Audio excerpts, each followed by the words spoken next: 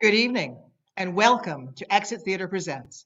My name is Christina Augello, and tonight we are proud and pleased to present for our live streaming show The Arms and the Armament of Stephen of Blois, Part 2 of the Anarchy Quartet, written by Stuart Eugene Bousel, featuring Fred Pitts as King Stephen of Blois, and directed by Nick Trengove. Now, this story takes place about maybe 1,000 years ago, so I'm going to read you a little history just to give you some background. Stephen of Blois was born around 1192 to Count Stephen and Adela of Normandy. Though his father died in 1102 when Stephen was barely 10 years old, he seems to have had a happy childhood raised by his adoring mother alongside 8 siblings, one of whom, Henry, would become Stephen's lifelong champion and the chief power behind Stephen's push for the English throne.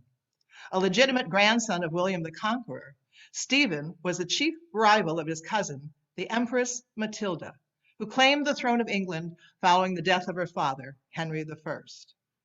Neither was a traditional heir, but both had equitable claims due to the death of most of the English royal court in the infamous White Ship disaster of 1120. Having missed the embarkment of the doomed boat due to a bout of diarrhea, Stephen's claim was enhanced by his reputation for being even-tempered and amiable, making him a favorite with a significant portion of the general populace.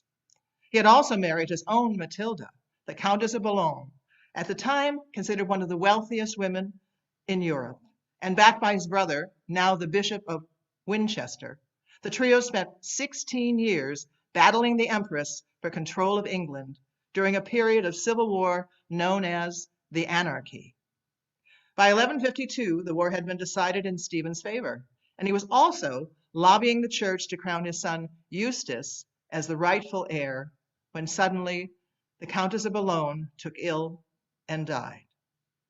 The Arms and Armament imagines Stephen on the day of his wife's funeral, only a few years before his own death at the age of 62. To this day, no other king of England has borne his name, making him King Stephen, the one and only.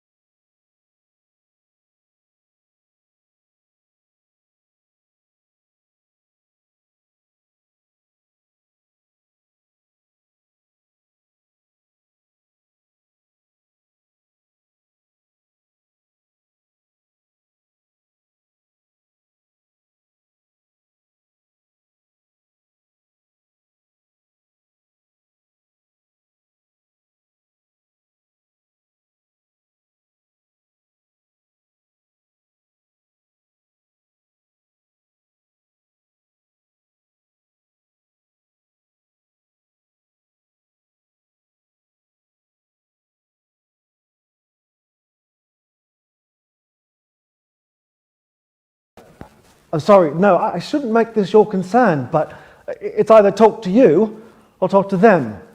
Them. I'd rather talk to you, yes. Or God, yes, I suppose there's always God, yes. But he doesn't answer, no. Neither do you, really. But yes, you could, yes, if you wanted to, yes, if I gave you permission, yes, which I do, yes.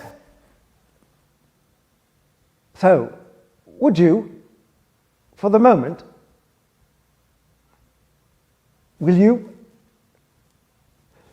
Listen, my boy. What I want to say is, no, please, you don't need to do anything. Forget about answering. For a moment, just listen. That's all. That's all the king needs for you to do right now. Just listen. Barely enough for the sun to finish painting the city. And then I will get dressed and we will go and do the thing. And yes, and it'll be over before we know it. And there will be food, yes, and wine, yes, and something with honey for you, yes, something nice for you, very sweet tasting, yes, and maybe for me too, and for Tilda, yes, we'll pour a little something, yes, for Tilda, and all the rest of them, and life will to continue, and life will go.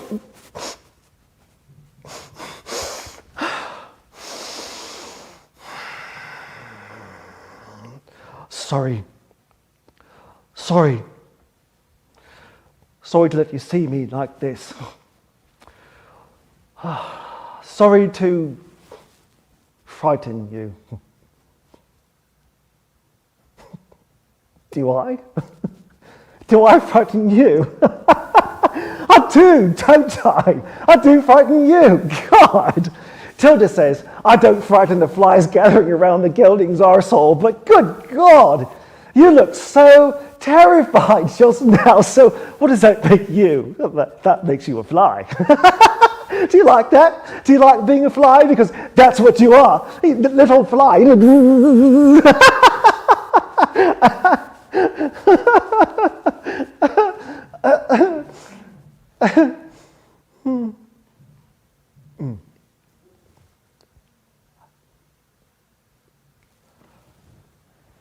My father died when I was young.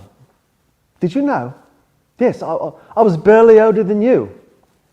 I was brought up by my mother, who was not named Matilda or any variation thereof, which is something of a miracle in my family and on this planet. No Matildas for me until much later. In the beginning, there was only Adela, my mother. My beautiful, kind, strong, lovely mother, Adela. Adela. It's beautiful, yes? Like a flower falling off a tree, the first day of September, to glide down upon the surface of a lazy stream, which will freeze over by December, but isn't there yet. One day in December, it all freezes over, but not on the days when Adela was my mother. On those days, it was just lazy, slow, gurgling like a happy baby for a time. Short time now that I think about it. A moment, really, a snap of the fingers. Adela, and then Matilda. And more Matildas. My grandmother, my aunt, my wife, my daughter, my cousin, so many Matildas. 1 minute, leaf, stream, September, Adela. The next, Matildamus. Oh, what's under the tree, Stephen? Surprise! Oh, a Matilda. Thank you very much, baby Jesus. Are you sure there's not any more myrrh? Maybe some frankincense? I'm not picky. Anything would be fine. Nothing is fine. Nothing is fine as long as it isn't one more Matilda. Oh, you don't get my humour, no. And I frighten you, yes, I see that. You are what? 10. You will grow out of it. Fear. I did. More or less. Probably less. The list got smaller. List of people I was afraid of. But the names that stayed on that list, I grew to fear more. So I guess it balanced out. Oh, don't worry. It doesn't matter. And don't feel the need to say anything, not that you have, but in case you did, don't. I will talk until I run out of words. And then I'll get dressed, And you'll tie on the armour with your little fingers, and then we'll go and do the thing, and you'll get a nice bit of something with honey, and I will get the biggest goblet of wine this country has seen since the Holy Grail went missing, and then we will go on. I need wine. I need food. And I do need the biggest goblet of wine this country has ever seen. I don't know.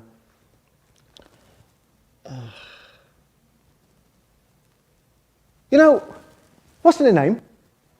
What is it about a name that makes it so powerful? I mean, when you give it to someone, or they give it to you, when someone is dubbed a Stephen, or Matilda, or Eustace, or Henry, or Beryl, Wolfgang, Telemachus, why is it suddenly not just one more person, but now your wife, your son, your king, your friend, your enemy? You know, right? You understand what I'm saying? No, of course not. You're what? 10.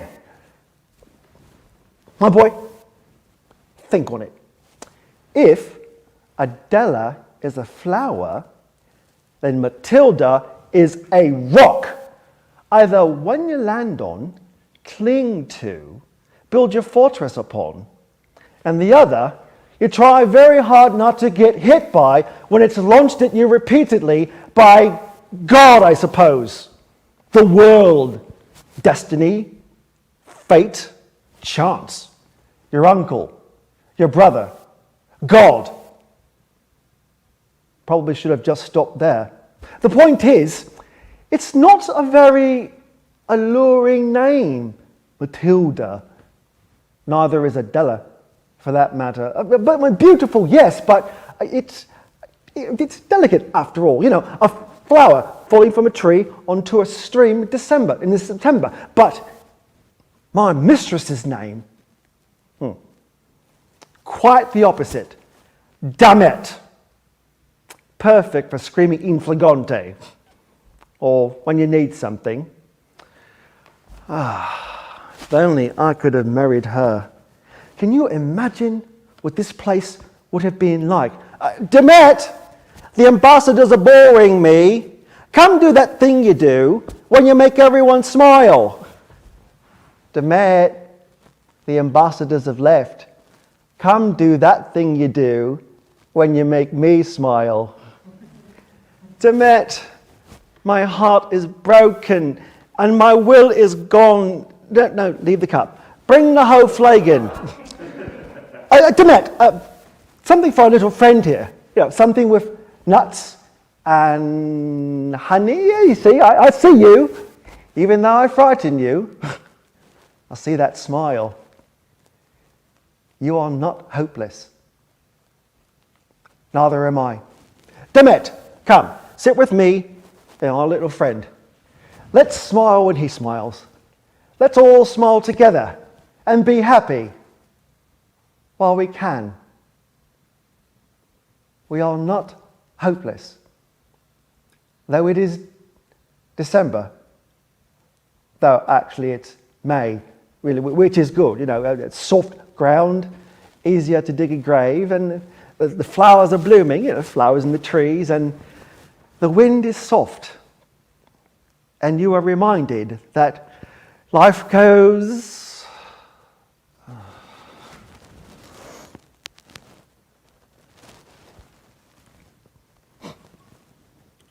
You know, I didn't even want this.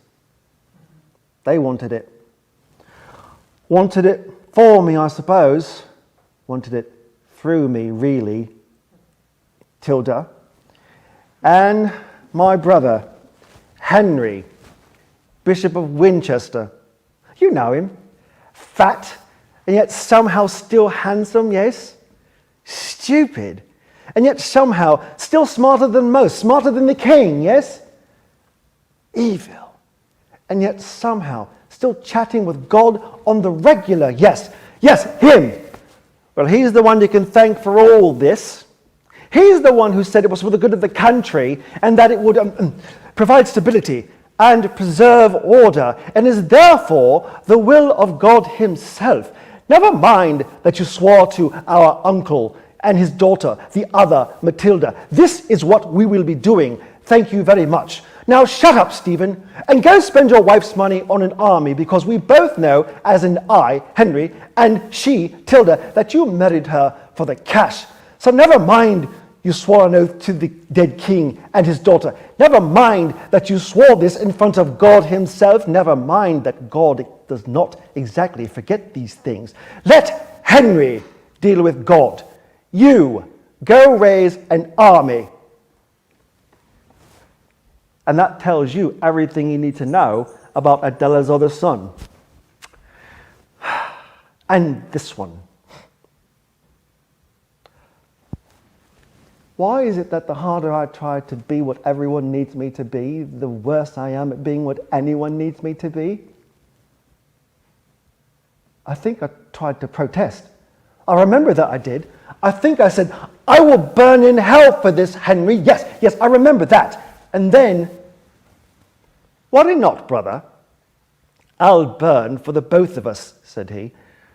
That's what bishops do for their kings. Oh, but he did not think he would burn in hell, even though I thought we both would. No. Henry was as confident then as he is now.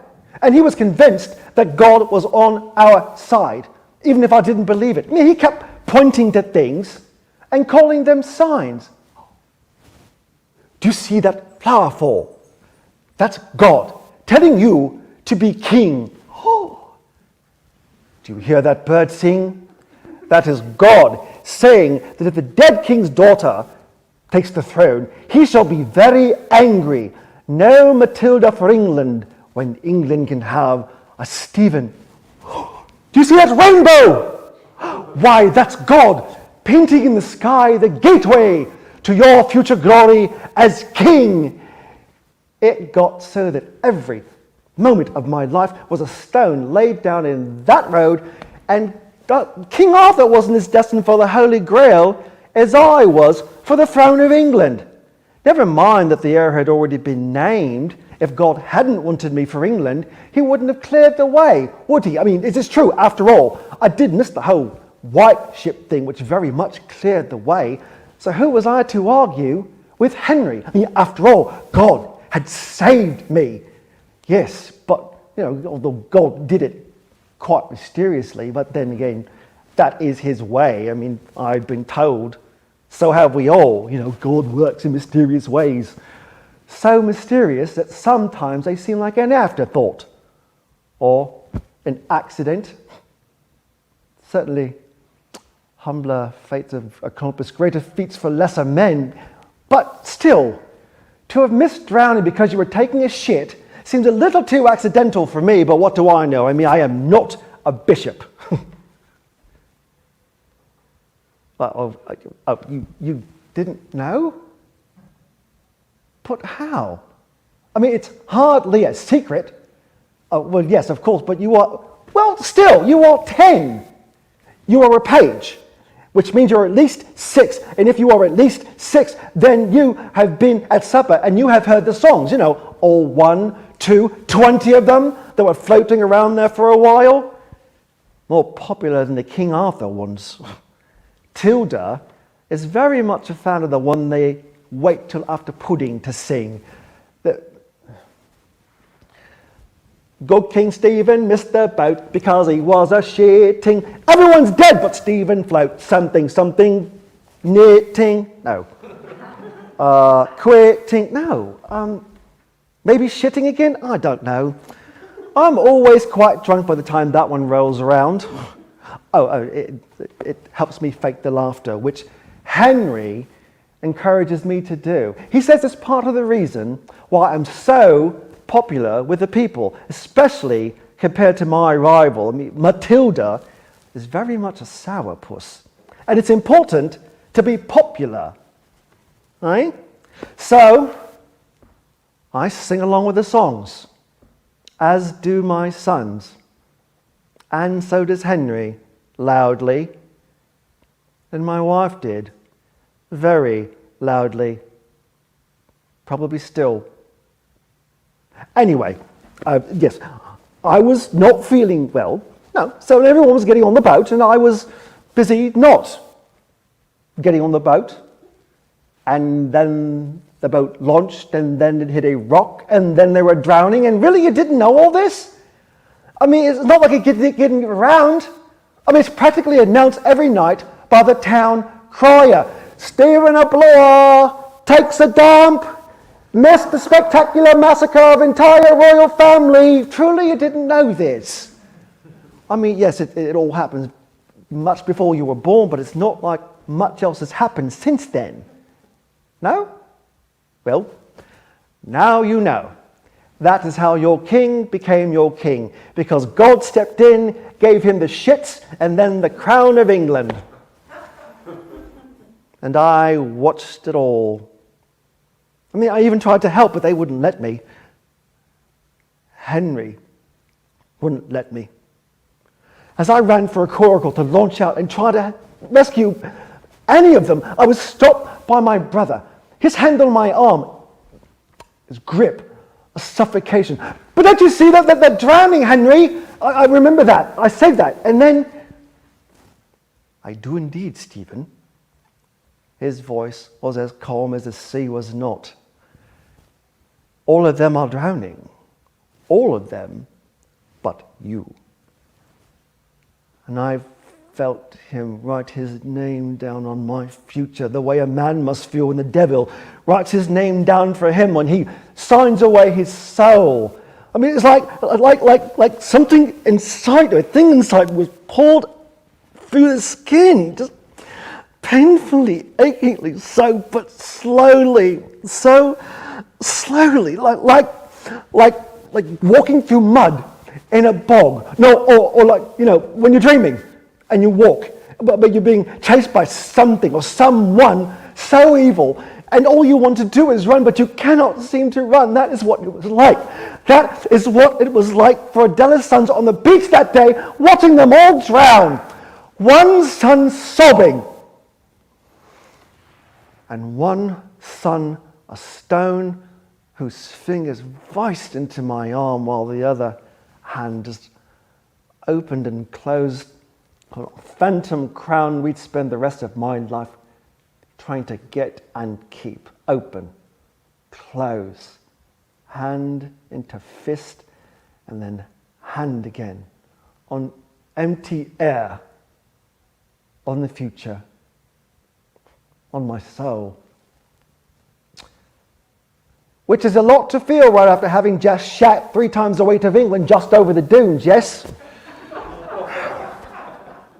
You know, did you know we made a little boy tell the dead king, Matilda's father, who was not dead yet, even though everyone else was, well, everyone but me and Matilda. Anyway, did you know that about the little boy?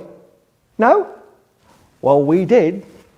We made a little boy tell the king, who would soon be dead, that almost the entire royal court, including his son, who was supposed to be king after him, had drowned in an accident that, while it may have been an act of God, according to Henry, was still almost certainly preventable.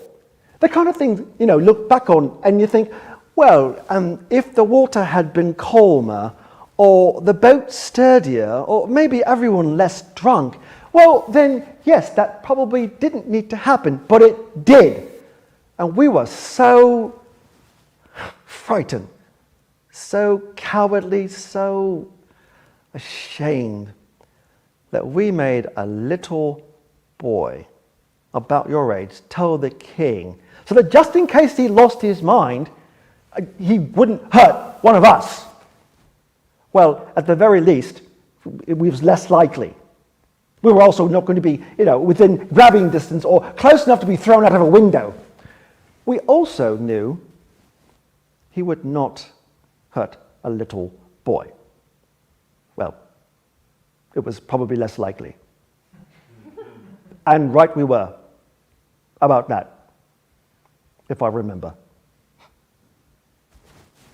Henry's idea. Most of the questionable ones are. Did you know the dead king's name was also Henry? Oh, his daughter Matilda named her son that too. God, too many of us with the same name. That is part of the reason why Tilda and I chose Eustace for the name of our son, of which I have 3. A distinct advantage over my predecessor, the dead king. Even with sons to spare, I also do not let Eustace get on any boats. One can never be too careful, yes? And one must learn from the past, no? Honest. The shit that saved me from dying should be stitched on my flag. I mean, it essentially set the tenor for my life. It might as well be my coat of arms. I can picture it now. So now must you, as I describe my vision. Like King Arthur, sing the Holy Grail. There it is before me. The arms of Stephen of Blois.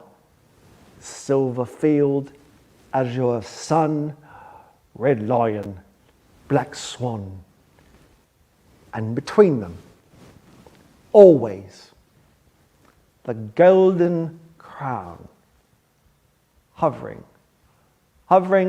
between earth and sun, hovering like a leaf that falls from a tree, but does not fall, not into a lazy September stream, but hovering, contentedly, gracefully, perfectly, over a brown stinking pile, just sort of puddling underneath it all, just sort of dropped there like bread left on the windowsill to cool, only runnier. Little brown streams maybe like roots, reaching down and off the edge. And above it, as always, the motto, the shit runs. Life goes.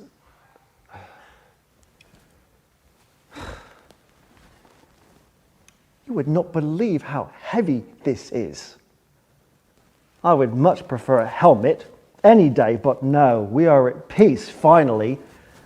Some of us, more so than others. And in peace, we do not wear helmets except on important days where the people expect us to put on a show. Days like today, days like...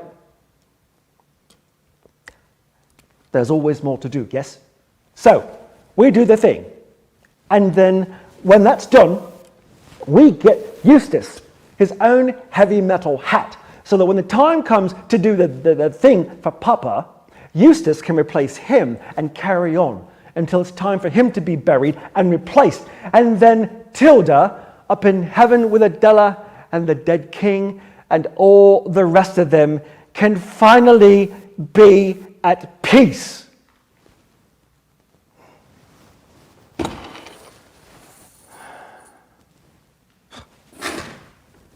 You think I'm being hard on myself, yes? You think what I've described is ludicrous for a coat of arms. Well, why would it be anything else? Since the day I became rightful king, although apparently just to 1 out of 3 people, my life has been an endless barrage of shit.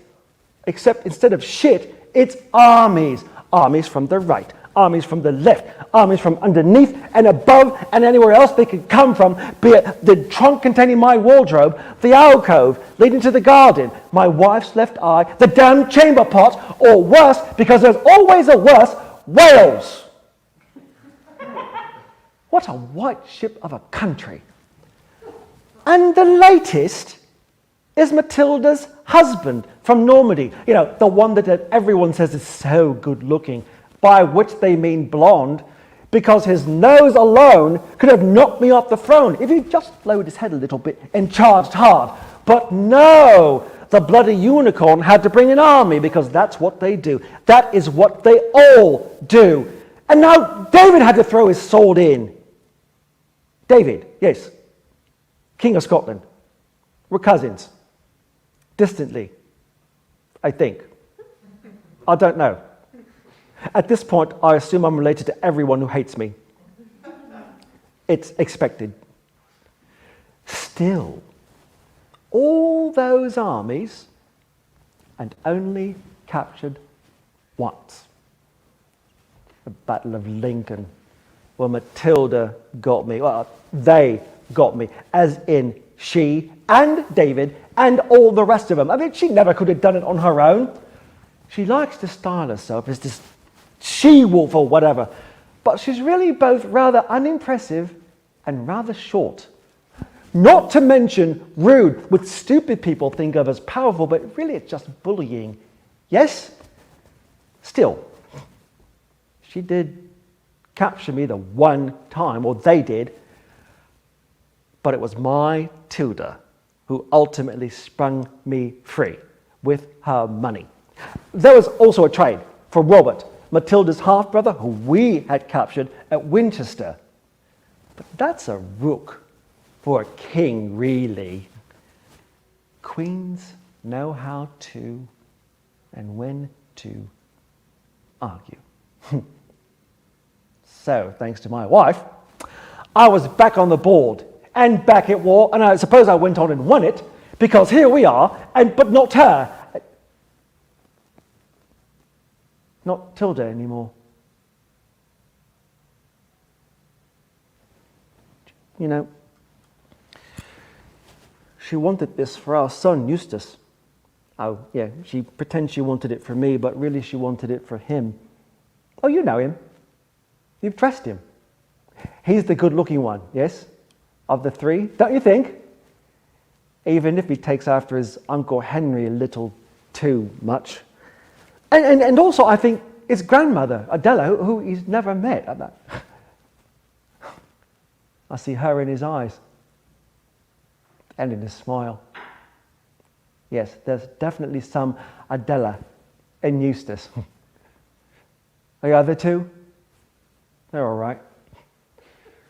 They have their mother's eyes and a moustache, but she wore it better. And now she's dead. And the Pope, that idiot, is refusing to crown him. Refusing Eustace, refusing me, refusing Tilda, not even in the grave yet. And for what, I ask? I mean, what's the point, my boy? I mean, who cares? I mean, what is the point of all this running around? All this grabbing at nothing and looking for grails and shitting on beaches? I mean, who cares? Who cares? Who cares? Who cares? They do. That's who. And me. It matters because I care. Because I wanted to please them and impress them. Even though they go. And they all go. Tilda, Adela, the dead king. At some point we all go away forever. Even you, my little friend, even me, the king, even Eustace, when he's king, if he is king, and some king after him. At some point, we all leave forever. It's just how it is. It's what we learn from somebody, or rather with somebody. It's what we carry with us forever. Our forever. Life is what happens when you're taking a shit on a beach and everyone else who matters is drowning. Life is being held up and held in place until you aren't useful to the right people anymore.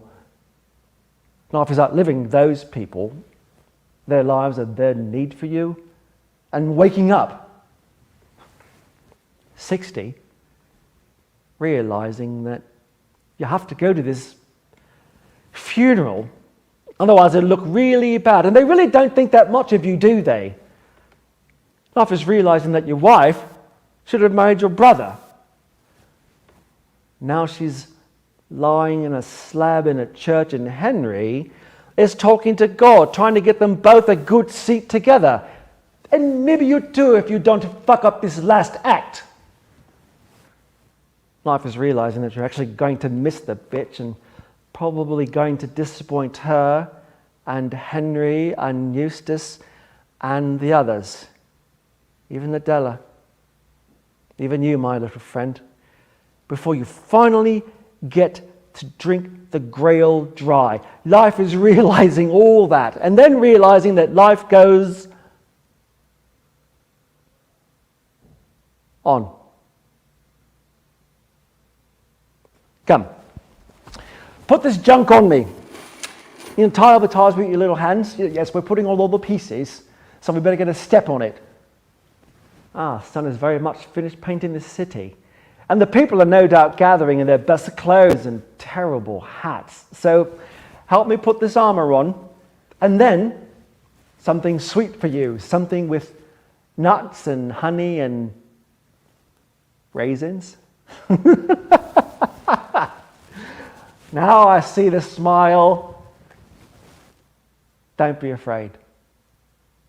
It'll all soon be over. Then something sweet for you. And for me,